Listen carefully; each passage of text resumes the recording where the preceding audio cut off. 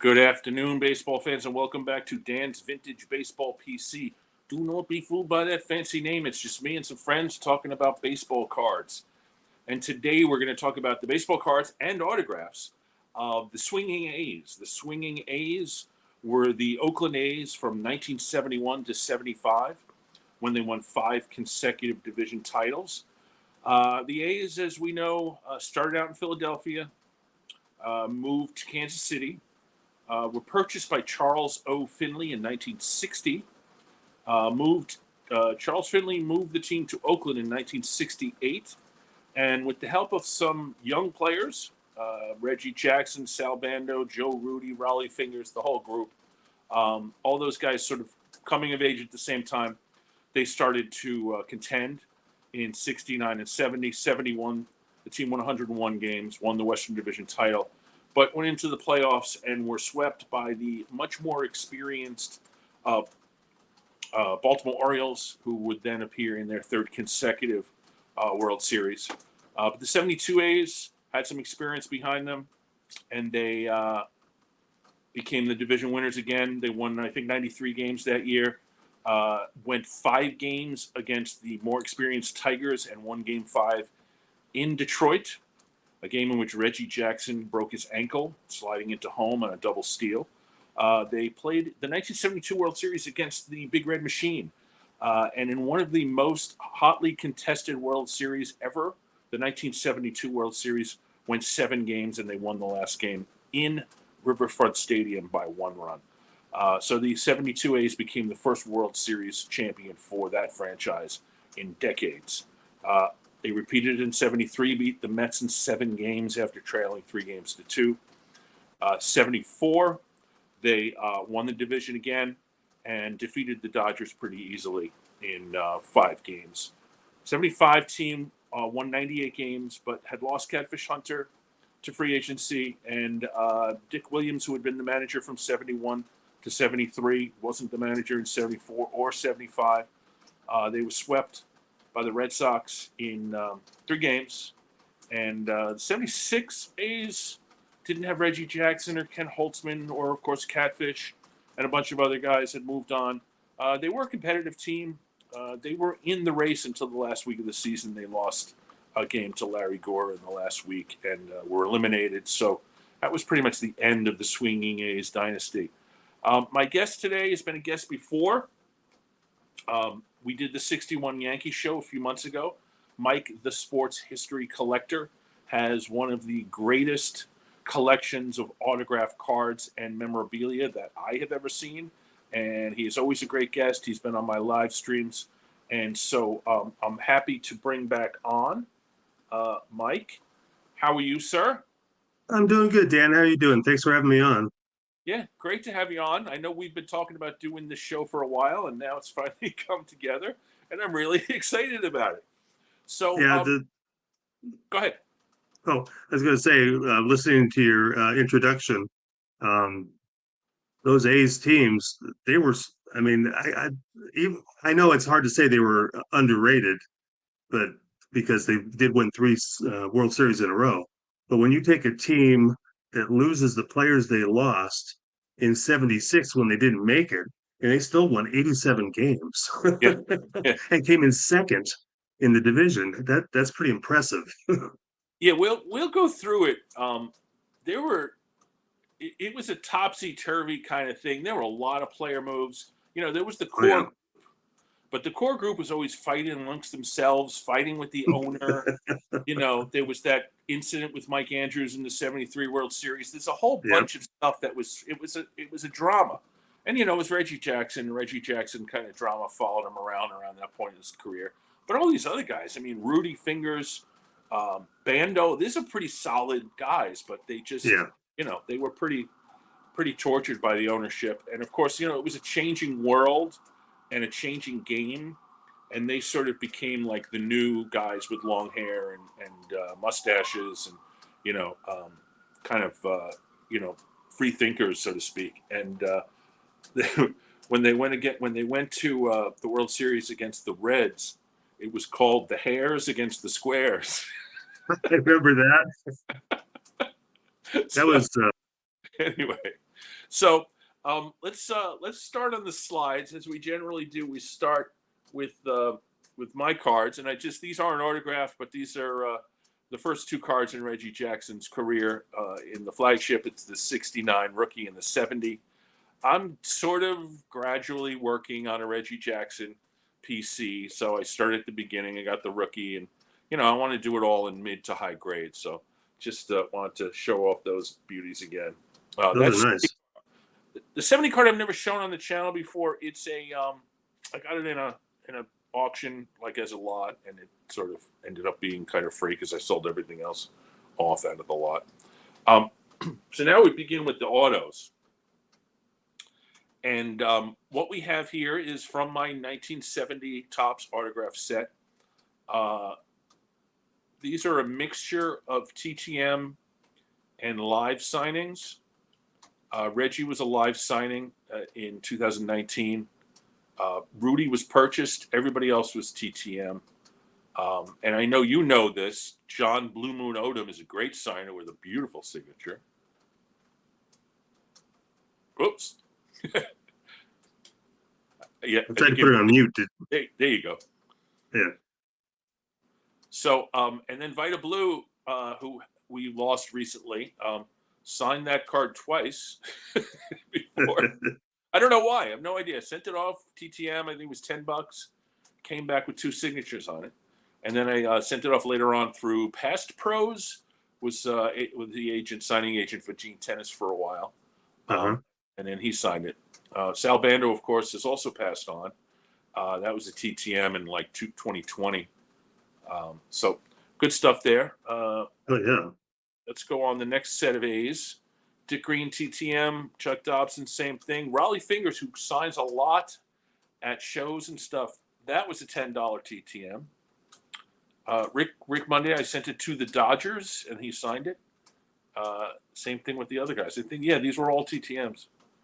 Dave Duncan, I believe, has passed on, sadly. And then I took the group of players that became part of the 71 to 75 A's, but who were on different teams, including guys like Diego Segui, who was a main pitcher on the 71 team, Billy Williams, who was had a really productive year as a DH for the 75 team, and of course Mike Andrews, who was a kind of a sad story from the 73 World Series. Yeah, he was. He had a bad time with the owner. Yeah, he was. He's a shout out to my friend Mark Hoyle. He's an Impossible Dream Red Sox, Mike Andrews, and he Right. he was involved very much in the Jimmy Fund. So he's like a really good guy, and he was well liked by the team, which is why they almost went into revolt when Charlie O did the firing after Mike made a couple of errors. Well, and he was obviously he was a Red Sox for Dick Williams, so he was a Dick Williams guy too. So Yep. that is one of the reasons why Dick Williams didn't want to come back for their championship season. Yeah, that's absolutely correct. He, I think it was the game where Andrews was fired that Williams said, "I'm not coming back next year. I've had Right. enough." Yeah. So that's a good point. I had forgotten that. Yeah, he played with Williams in Boston. Okay, a little more. Guys who were on different teams in 70, but eventually became members of the 71 to 74 team, 71 to 75 team. A lot of these guys played a little role. Maxville appeared in the 74 World Series. Cepeda was a DH for a part of a season. Same thing with Tommy Davis. Kubiak was a backup. The rookie card has Angel Manguel, who was one of the outfielders. Jim Perry and Sonny Siebert were both pitchers on the 75 team, making up starts that were lost when Catfish Hunter left the team. And then this, he is in a Yankees uniform, but that's Reggie. It's an authentic signature on a little statue. My son bought that for me, and it fits right into my, my PC. I like those statues. Yeah, he's up there with some other New York legends. Signed card of another '70s Yankee star, Walt Frazier. So that's my Oakland A's, and now we're at yours. So this is what I like to call the money shot. So tell me what we got here, Mike. Well, let me preface this by saying that uh, through the 70s and 80s, before I even thought about putting this together, what I had always thought about doing, I don't know if you remember now, a lot of times like at the equivalent stores of like a Michael's or even in grocery stores, sometimes they would have these little frame things, like little cutouts in a baseball diamond, where you could put baseball cards in each position. And Yep. I'd always thought, well, I'd like to do that for the A's someday. Someday, just cards. It didn't even have to be autographs. Right. So then, of course, as I got older, I got a little more ambitious. So I thought, well, I'm going to get all the autographs of all the players from the 72 through 74 teams. That's the ones I really, really, really, really liked. Then I started realizing how many players that was, and the fact that they had made the playoffs in 71 and 75. Right. So then I got to thinking it was kind of like a mathematical formula. It's like, well, if so I want now 71 and 75. If I add all those players to the 71, 72 through 74, it's unmanageable because I don't know. You remember the size of the 61 Yankee uh, one I had is nowhere near that big. Oh yeah. This Yeah. this is huge. This has got so well. Long story short, I decided just to go with the players that were on the playoff and World Series rosters for that year. Ah. That Okay. allowed me to get a lot of different players that I wanted. Unfortunately, I missed out on a couple players because they weren't on the roster. The Cepedas, Felipe Alou, but one that I didn't mind missing out was kind of an expensive one at the time was Steve Hoovley, who also played for Oh, Seattle and Kansas City, but he doesn't sign. He he just doesn't hates to sign. sign. Yeah. So I just felt like that was building myself into like a doomed failure of a project if I could get him. Now I could probably get him now. So he's a little pricey, but it's doable. So anyway, I went with just the playoff and World Series for the 71 through 75, and that's still 70 separate individual autographs. And if you add all the other players on the roster for just the regular season and stuff, that's another 56. So it would almost be twice that big. And I mean, you can see the size of these are all normal size cards, so you Yep. kind of know how big they are, and so you can figure out another 56 of some kind. I see. So I see a basically, check. Is there a check in the middle there? yeah, that's Charlie Finley's check. Wow, he didn't write many of those. I He was didn't write looking any for a big ones. He didn't write. Yeah. I was looking for one of his nickels, but he didn't part with those very often either. So what I ended up doing was when I do projects like this, I I try to figure out like which players are going to have cards because not all the players are going to be on an A's card. And I want them on an A's card of some kind. If I can't get them on an A's card, then I'll get just the autograph, like on a 3x5 or something else. Right. Um, so I basically I'm as I was with the 61 Yankees, I'm a bit OCD, so I try to break it up down the middle, either top, middle up, and middle down, so they kind of mirror each other, or from side to side. So, like on the bottom there, the last two on each the bottom row there, those are all 73s, I think they are. Yep. And then next to those are the 72s Yep. on each side. So I tried to break them like that. I Yeah, it's a nice so color mix. You got the 72 A's have the big thing on the top is red on all of those. So yeah, red looks pretty good there. and then well, just go from top to bottom. I've got I had to end up with a couple, and unfortunately it's the ones that have the glare on them from me trying to take a photo through the glass. The N2 are actually 2002 Upper Deck timeless team autographed cards. Uh huh. The one on the left was Manny Trio because I couldn't find a card of his, so I don't think he has a card for the A's. And Bill North, and the only reason I went with Bill North for that was because I was trying to balance it out.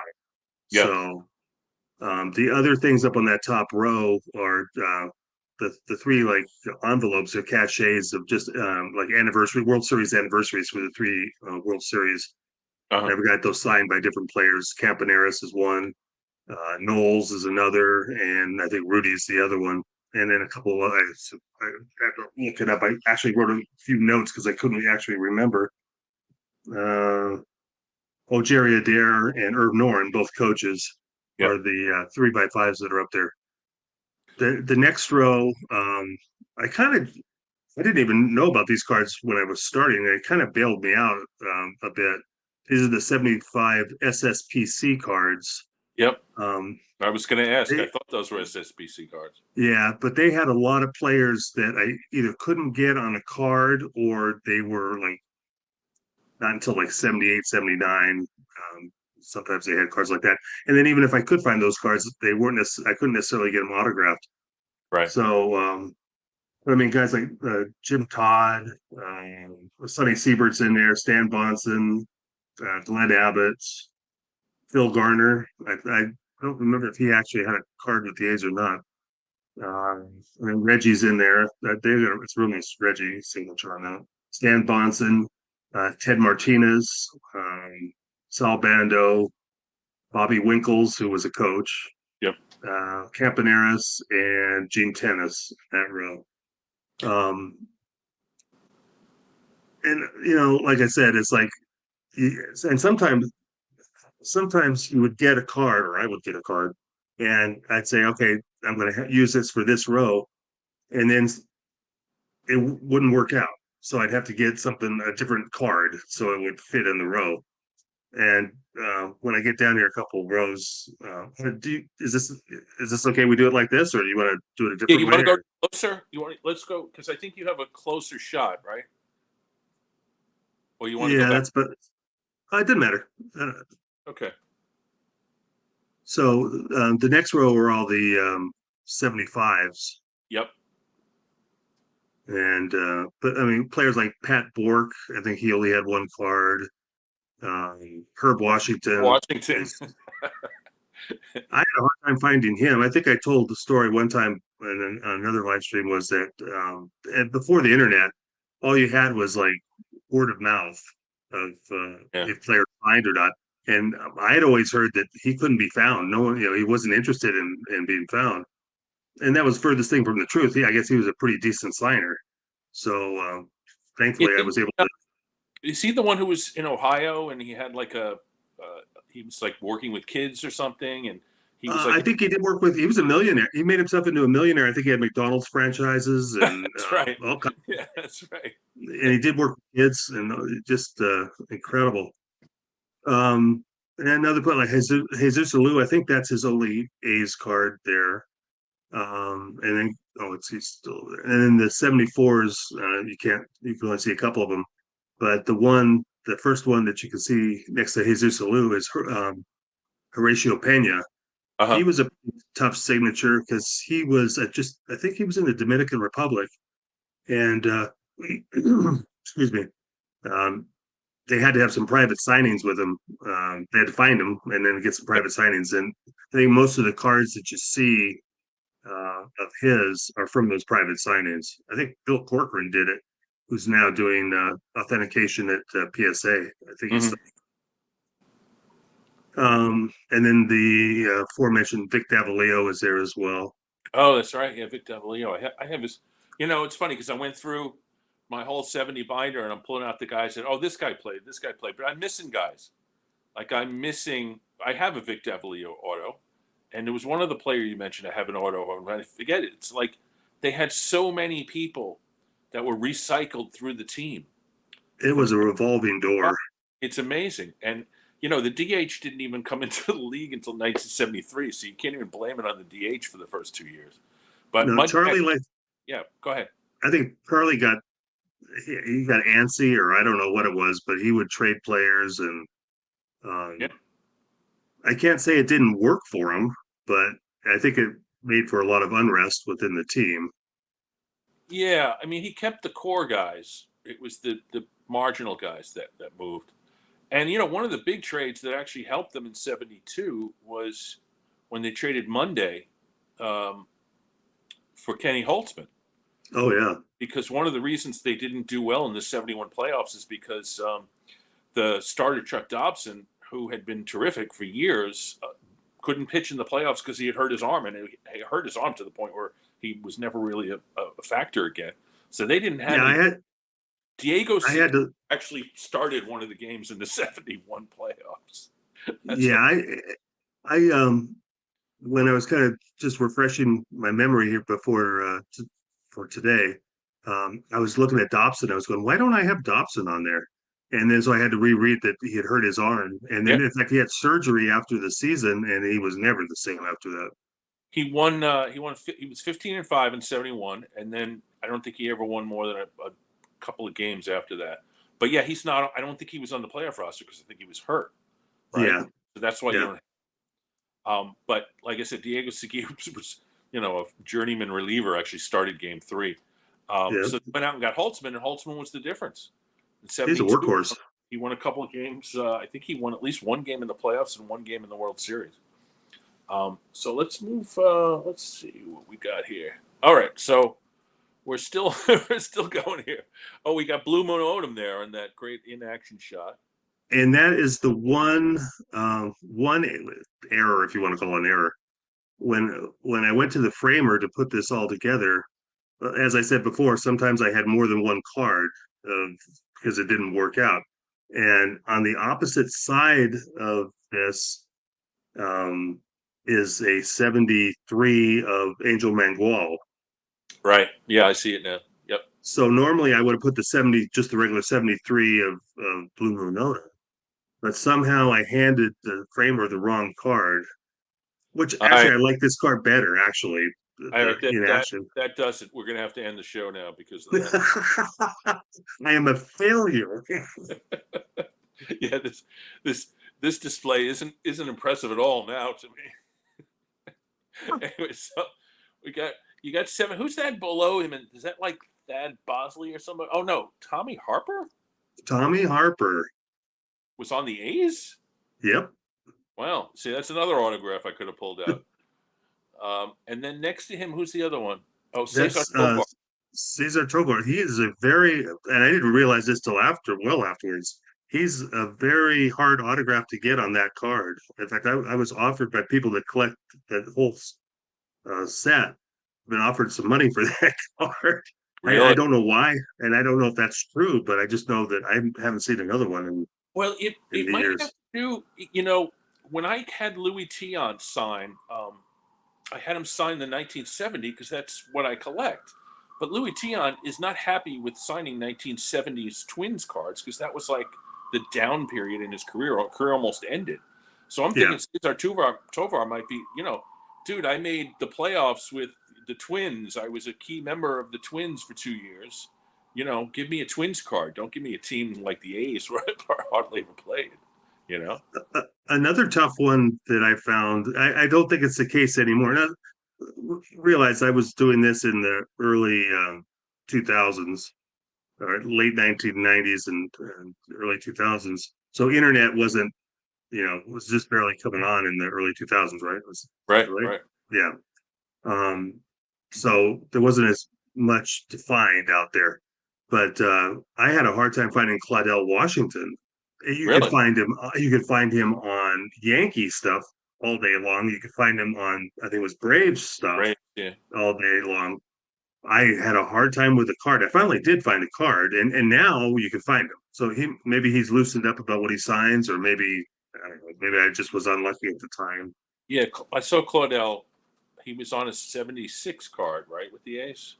Maybe even He's on 76, right next to Jim Holt on okay. the far left side. Now you're pulling out some obscure ones. Jim Holt. All right, so you got 74. I see. Who's that pitcher? Oh, that's Fingers. Has And fingers and Billy Billy Canigliaro. Yeah, Billy C. easy to get on Red Sox. Maybe not as easy to get on an Oakland card. Yeah. I did he pass away? Yes, within the last couple of years, and I missed him. There were signings up in Boston in the last few years of his life that I missed. And then Knowles, I believe, is still around, and he signs pretty easily too. Yeah, So, he's got a very sloppy signature, unfortunately. Yeah. Let's see. You got The Alvin one, Dark. I have Alvin Dark on a Braves photo. well, that's one that let me just before we get to that real quick. Can you go back Uh, to the one before the the original?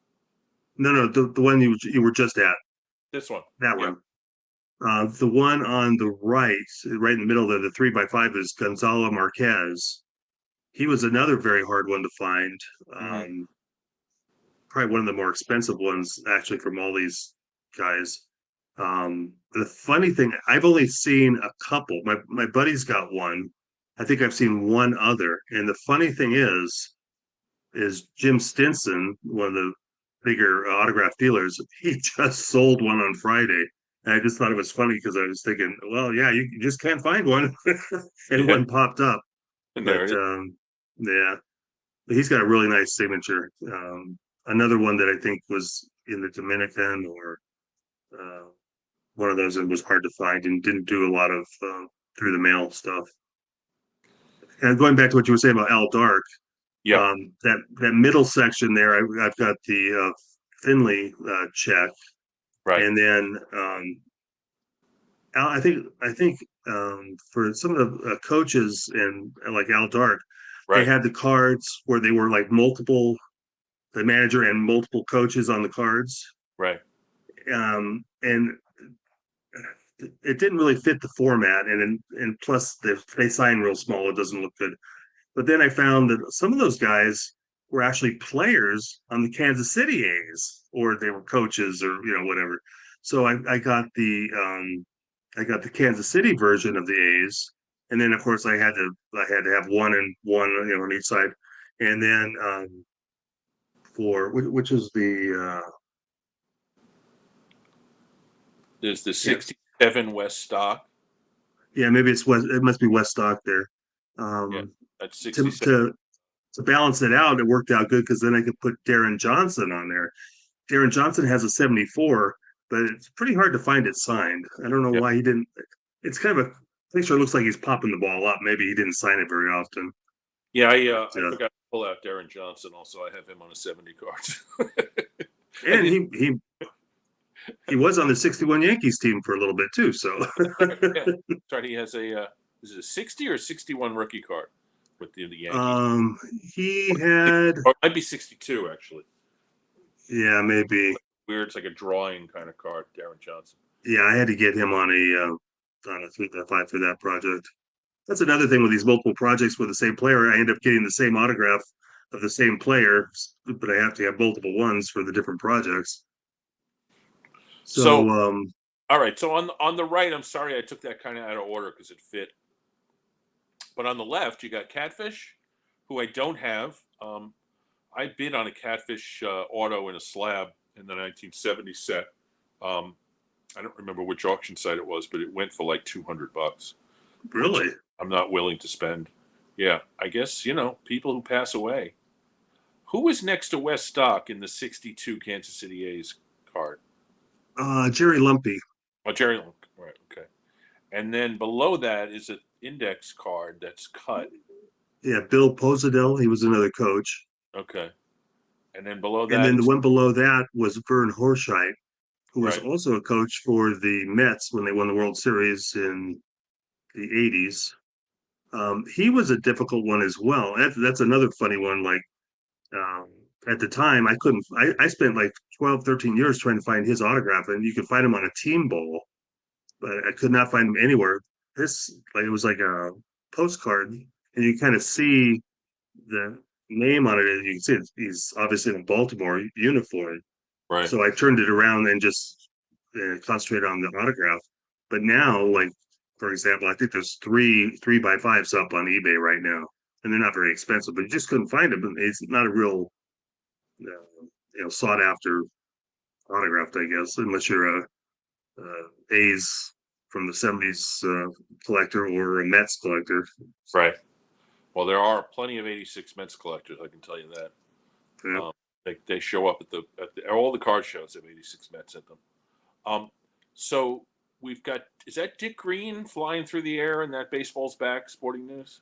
Yeah, I sent that through him TTM, and he was very gracious and signed that and got it right back to me. It's one of my favorite sporting news covers. Yeah, he's a good. Just He was a good TTM. I remember.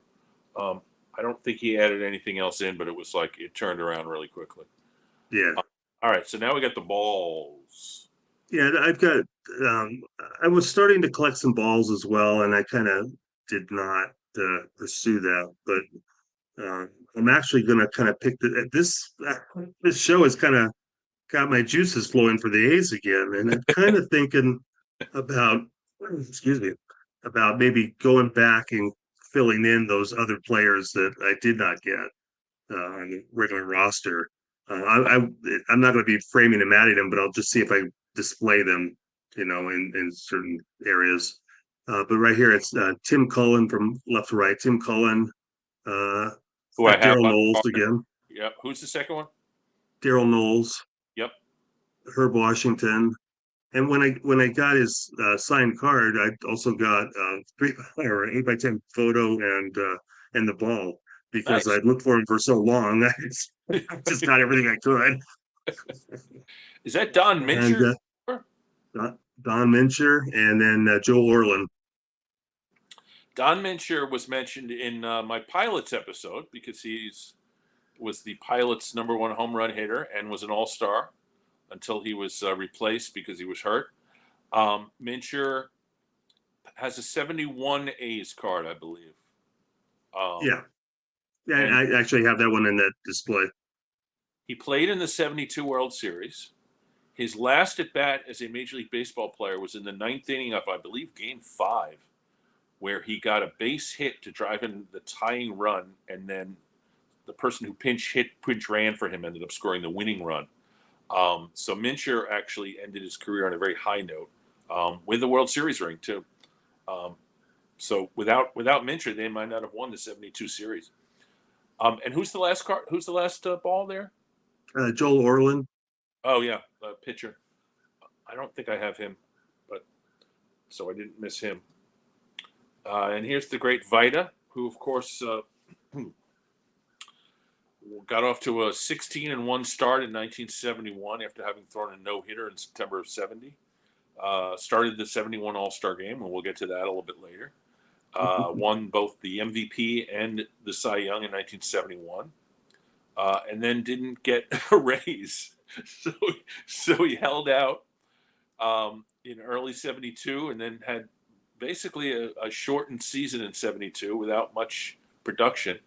But in the playoffs, he was used as a reliever quite successfully, including Game 5 in Detroit, and at least one of the World Series games. So Vita earned his World Series ring that year.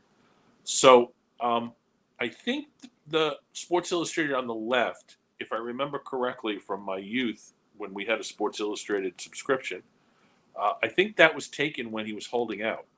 Am I right about that? Yeah, in fact, if I don't know if you can read it from the photo, but it says Vita Blue Plumbing Executive. Plumbing He was going executive. to That's right. He said, "I'm quitting. If I don't get paid, I'm going to become a plumber." I think don't hold me to this, but I'm pretty sure his brother-in-law was had a plumbing company or something, and so that was his big threat. So, obviously didn't work. Yeah, I mean, he ultimately ended up coming back. But this is a nice little display because you got the two balls. What look like modern autograph cards in the front there. Yeah, those are also upper deck relic cards. Uh huh. We've got I wrote those down. That's I knew I'd forget. Um, Well, I see Rudy in the middle. yeah, Is it tennis on the is it? right? Let's see. Hold on. No, it's Campaneris on the right, I think. Yeah, Campy's on the right, Rudy's in the middle, and Lindblad Paul is on Lindland. the left. Right, And then Bando's behind, in the back, kind of standing up. The right. balls are Vita Blue and Campaneris, and the The Baseball baseball. Digest only has Campaneris signed. Right, I'd always planned on getting Bando and Reggie to sign that as well. Now Bando's gone, so right. I just figured just leave it just as it is. And then let's see, we got Nice. This is Catfish. Yeah, the one on the left is it's from 75. It's for 74 victory leaders, and it's that one's signed by Catfish. The middle one is another of the relic cards from Upper Deck, along with the 71 Topps coin that came in the different packs of cards in 71. I always like that set too. Yeah. I plan on trying to get back and getting those again. I just got And my the first one. I just got the Bobby Mercer from the 71 coins. Just came in a little bit a while ago. I've got Yeah. after my mom threw all mine away back in the day, I've only got two, and it's this one and the Reggie Jackson one. Oh, But good. And then, how did he sign? I don't remember 73 Kellogg's. Does it have like that plastic coating on it? well, I didn't remember them either. It's funny you should mention that. And this is I just got this maybe 3 4 weeks ago. I saw this for sale. It's the 73 Kellogg's, and it is not the 3D version. Or they don't have. I guess they didn't have 3D version in 73. I thought they were always 3D. So did I. But so this is a regular surface, and it's regular signed. It's a beautiful signature. I just couldn't pass it up. Yeah.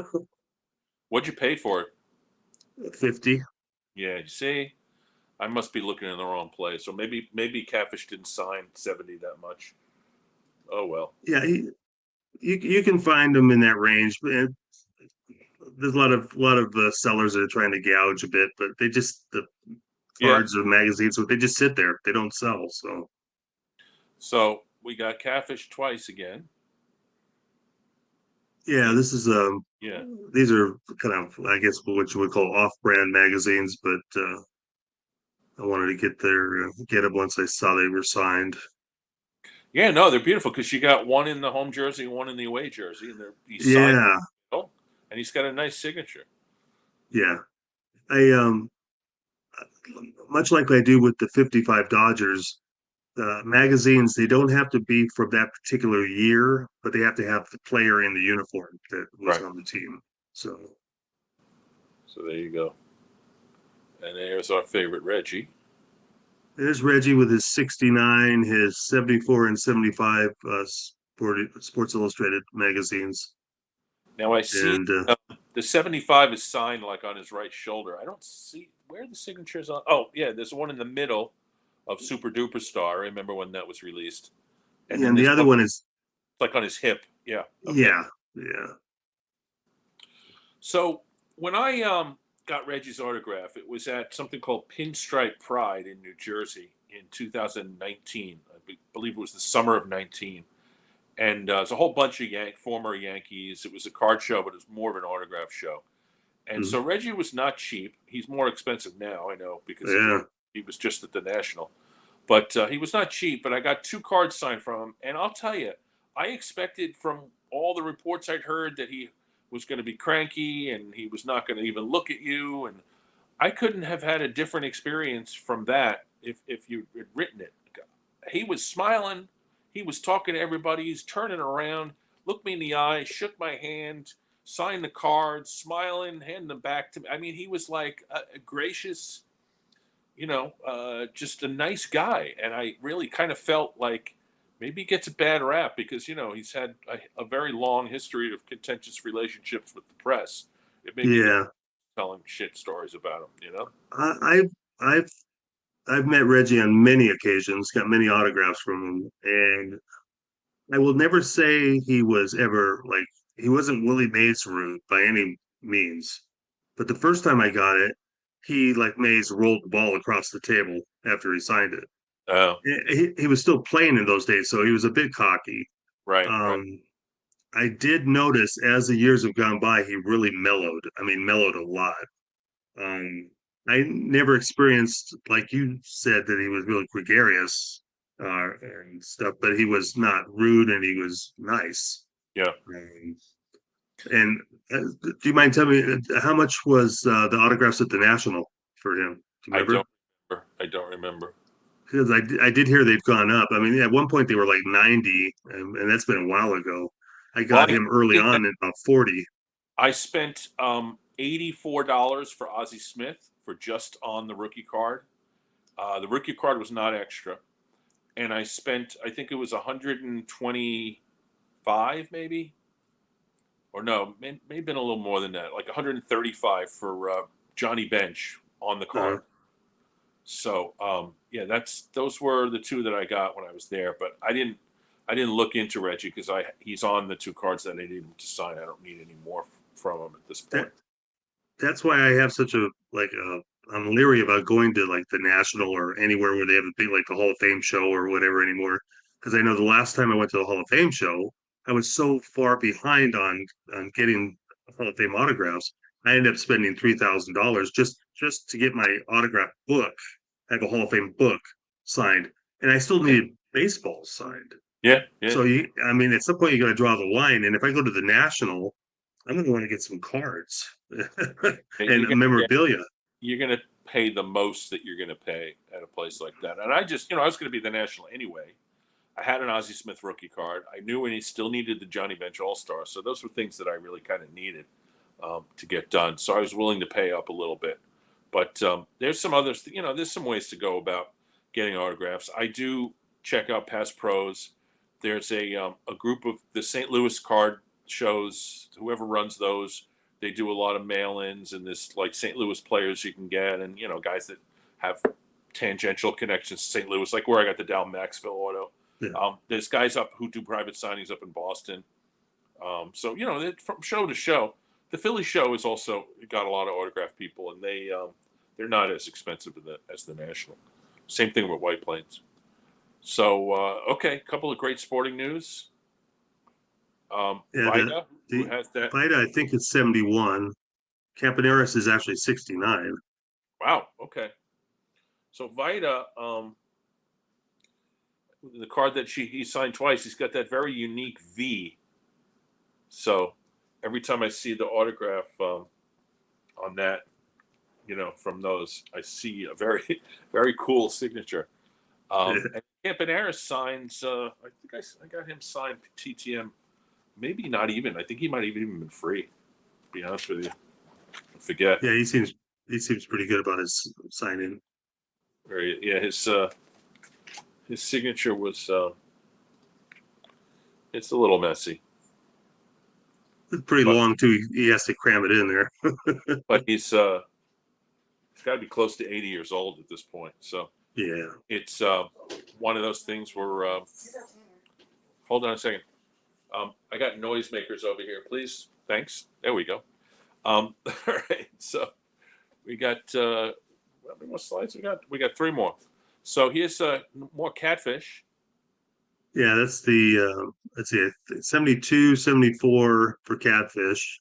I've always liked those were the first two magazines I got for the A's. Hopefully wanted to make sure I got those above anything else. The also the 74 World Series, and Yeah, that's signed by Raleigh Fingers and Sal Bando as he's getting tagged out. That's the famous play where Joe Ferguson stepped in front of Jimmy Wynn on the outfield in Game 1 and threw a strike to Steve Yeager at the plate to nail Sal Bando tagging up. I watched it live. Jimmy Wynn had an elbow problem and he couldn't throw. He threw like underhand. So yeah, Oh yeah, Ferguson jumped in front of him, and Ferguson had been a catcher, or probably still did some catching at that point, and had a great arm. I remember that California series, Sports Illustrated. Do you yeah. They have any? wanted to. I just want to say they wanted to try to get Ferguson in for his bat because he was a better hitter than Right. Yeager, but Yeager was a better uh, receiver back there. So Do you? Does that? I can't tell. Do you have any autographs on the Dodgers part of it? no, yeah, I had debated on getting them, but I was more interested in the A's, and I hadn't seen Garvey at the times of framing it up. So once it's framed, I just thought, Yeah. yeah. Once it's framed, that's it. The It's one thing that's kind of funny is the bottom right photo is Bill Buckner getting tagged out at second base. Well, it is second base, but I wasn't sure at the time. But I could all you can see is the A's player's butt, and I wasn't sure who the player was. yeah. But I just saw a video this morning actually, and Oh, it's Dick Green. It's Dick Green. Okay, well, Yeah. Dick Green might be okay signing his own butt, but and Garvey was at the Atlantic City National, so Was it? he still signs. Well, if he becomes a congressman in California, maybe he'll sign for free. There you go. We got a couple more Sports Illustrated. Dave Duncan and is that uh, that Jim no, Fragosi's on the bottom. oh, Fregosi. Okay, I really like this magazine for one specific reason. Dave Duncan's on it, and the fact that when you're collecting a team, you tend to find whether it's the 55 Dodgers, the 61 Yankees, the Pirates, whatever. They tend to put the same players on the same the covers all the time. So you're always gonna see Reggie, you're always gonna see Catfish. You don't see a lot of these other people like Duncan. I don't that I know of. I didn't see any other magazines, so it's kind of cool to see have something different. And that was a 71, and the one next to that is Campaneris. That was another famous play from the '73 World Series, where Campaneris was running down the first base line, right. and That's Milner that's with a John head Milner. scrap. Yeah, he went to kind of lunge to tag him.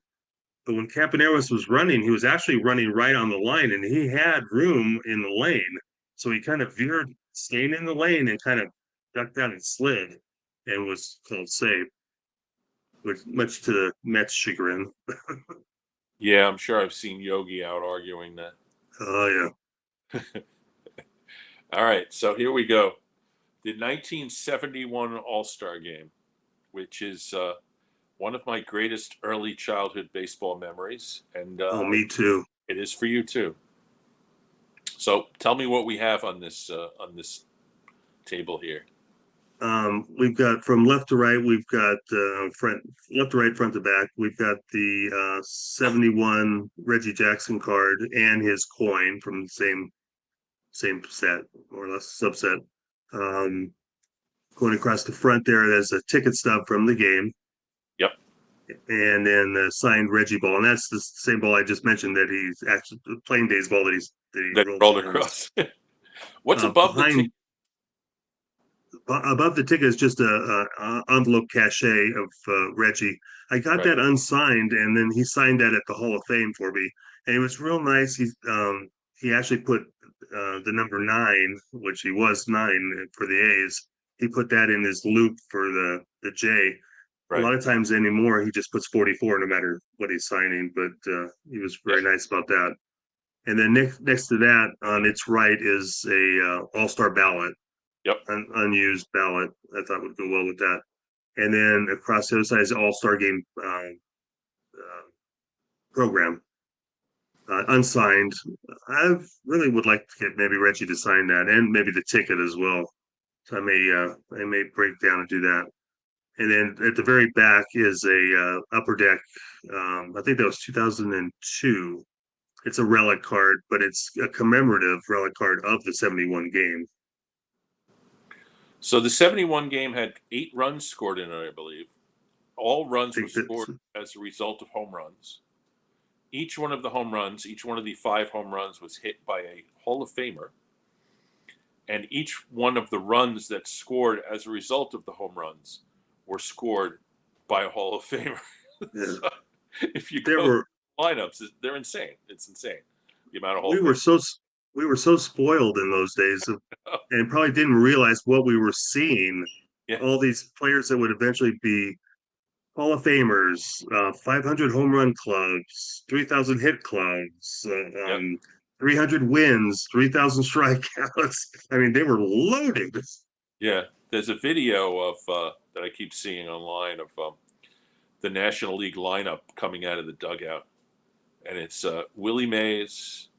I think it's Hank Aaron, Willie McCovey, Joe Torre, Johnny Bench, Ron Santo. It's like Hall of Famer, Hall of Famer, Hall of Famer. And then they get to batting 7th, Glenn Beckert.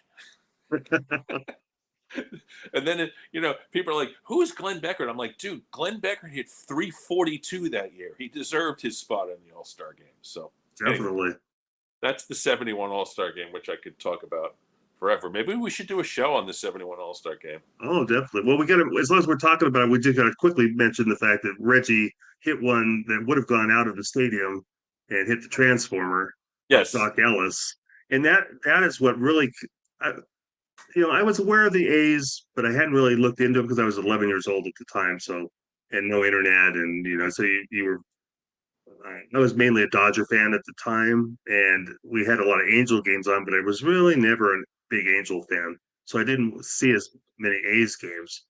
But once he hit that cloud, man, that was it. And then he had the long hair and the mustaches and the white shoes. Oh, man, they were the Joe Namaths of the baseball world. Let me tell you, for an 11-year-old kid who Yep. wanted to be cool, That was the game. that was. So we got 2 more slides, I think. 2? Yeah, 2 more. So this is the last one of your stuff. This is sporting news signed by the 3 major starters of the team, which is really cool. Oh, the 3 20-game winners that season. And I've only seen this one signed by all 3. I've seen one other one, but it was a forgery. Okay. And I got to believe there's more of them out there. They're probably in people's collections, but I have not seen them. And of course, did you get the fingers signed yourself? The Raleigh fingers on the right? no, I got actually I had a friend. He went to a show and he got it for me. Yeah, because that's Raleigh fingers. He's got a very unique but a really nice signature. Yeah, it's very nice. And then great pieces. So then I put up a couple books about the team. It's a team that's worth looking into, worth reading up about. And so there's the Dynastic, Bombastic, and Fantastic Swinging A's by Jason Turbow, which is a good book. And A Baseball Dynasty, Charlie Finley's Swinging A's by Bruce Markusen. So a couple of books, both of them in green, which is interesting because that was their color. But anyway, so that's the 71 to 75 A's show, Mike. A couple of quick things. I know Charlie Finley gets a bad rap, and probably rightfully so. I mean, he definitely put a lot of drama into the team, but he did. He was responsible, I think, for the DH, if I remember right. He had some other odd ideas like the orange baseballs that didn't really fly. But he did seem to manage the team as far as getting the proper parts. He was it was like Casey Stengel kind of. He would have parts here and he'd move them out and bring in other parts. And the one thing that's really weird is there was a young man that he really took to, was a fan, and he brought him down, and he was basically he called him the general manager, I guess, but he was actually a spy, and he would have him follow up when things were going on in the dugout, and that was somebody who ended up being MC Hammer. Yeah, he looked as a kid very much like Hank Aaron, so they called him Hammer. They also called him the Pipeline because he would invariably find out information about the players from the locker room and then call up Charlie Finley and tell him. So he was a snitch, is what he was. Yeah. MC snitch. And then he started become, he was an entrepreneur kind of guy as he ultimately became. And then he ended up becoming a vice president in the A's organization. So MC Hammer was certainly a piece of that puzzle. But one more thing about Finley is that because he was so cheap with salaries and because he was so difficult in negotiations, he drove away these guys into free agency. Catfish Hunter was one of the first major free agencies, but he ended up losing Rudy and Fingers and Vita Blue and Bando and obviously Reggie. Reggie he traded, but Holtzman he traded, but those guys were going to become all free agents and take their contracts elsewhere, and that's kind of what ended up happening. Well, knowing they were going to be free agents at that point too, he tried to trade. I don't know if you remember the big trade to Boston, and I forget who they were going to get in return, but then that was nullified by the commissioner. There was a trade of Vita Blue to the Yankees. No, it wasn't a trade; it was a sale. He sold Vita Blue to the Yankees for like $1 million, and then he sold Rudy and Fingers to the Red Sox for like $1.5 million. And Bowie Kuhn was like, no, this is not happening. So that got canceled. And then Vita Blue was going to get traded to the Reds for a number of players, but it seemed like not a fair trade. And ultimately, Vita Blue ended up getting traded to the Giants, but that wasn't until Giants, yeah. 8. But yeah, so Bowie Kuhn actually stopped a bunch of Charlie Finley trying to break the team down. But anyway, that's the sad part. The great part was all the games that they played, all those clutch performances. The 72 team won a Game 5 on the road to win the pennant, and won the World Series Game 7 on the road. So they were, they were clutch performers too. That's that 72 World Series. All 7 games, 6 of the 7 games were won One by run. 1 run, and a lot of 3-2 game. Well, there's what was it? 3-2, 2-1, 1-0, 3-2, 5-4, and then the outlier was 8-1. The Reds got on track, and then a 3-2 game to win the series. Yeah, the A's were ahead 3-1 at one point, and then the Reds won games 5 and 6. No, Yeah. that's right. That's not right. No, they won. Yeah, they won 5 and 6. They won 5-4 and 8-1. Yeah. So the Don Mincher hit, I think, was in Game 4, not Game 5, and then Game 7 came down to Fingers just closing them down at the end. I think Catfish Hunter came in relief in that game, and so did It's only save. Yeah, and then His only save in the playoffs or World Series. Yeah, and then Hunter at 74 pitched in the World Series, was his last game as an A, and then he became a free agent. So, all right, Mike, it has been great having you here again. I'm sure we will have another show because your collection is awesome. So thanks for coming on. Viewers, thanks for having me.